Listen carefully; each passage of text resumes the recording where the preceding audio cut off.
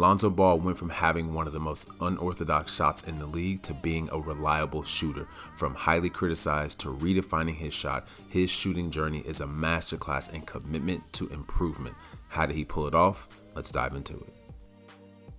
So the first thing we're going to do is take a look at what he used to do and then compare that to what he does now. And the first thing we're going to take a look at is how he used to raise the ball. He liked to raise the ball on the left side of his body, which then caused his shooting hand to be on the side of the ball and his guide hand to be more underneath the basketball.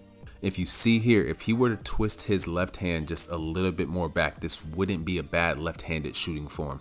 But too bad he shot the ball with his right hand. So because of that, he literally had to shoot the ball at a curve because his right hand was slanted so much. So because he shot the ball like this, the biggest thing that was affected was his ability to shoot the ball straight. And shooting the ball straight is the most important thing you need to do to make shots. Because his hand was slanted so much, now he's shooting at that curve, and now he has a harder time of being consistent with getting the ball to hit the target.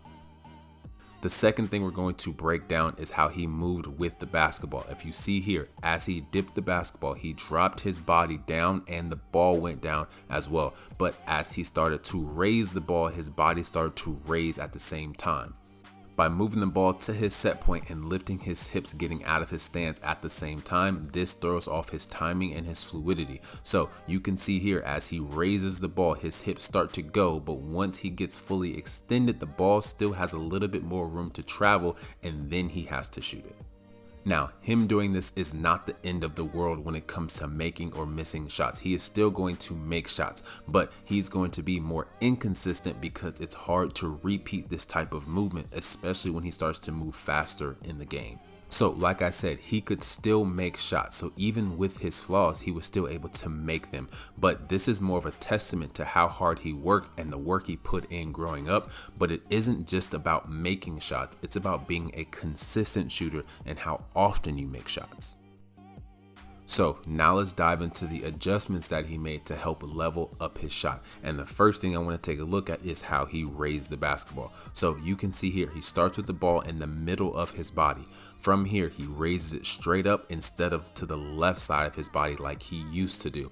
This allows him to get his right hand more underneath the basketball so he can now shoot the ball straight.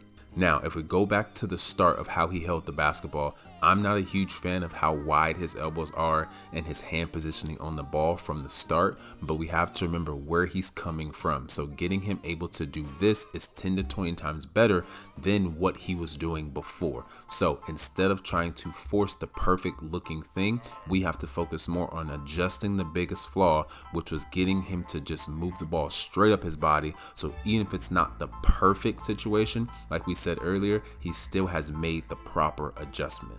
Now, the second adjustment he made was allowing the ball to lead. You can see here as he drops down and he's getting into his shot, the ball moves first and he's able to hold his levels a little bit longer. Then once the ball reaches to about his set point, then he starts to extend his hips and get out of his levels. By doing this, this creates a better flow and sequence within his shot.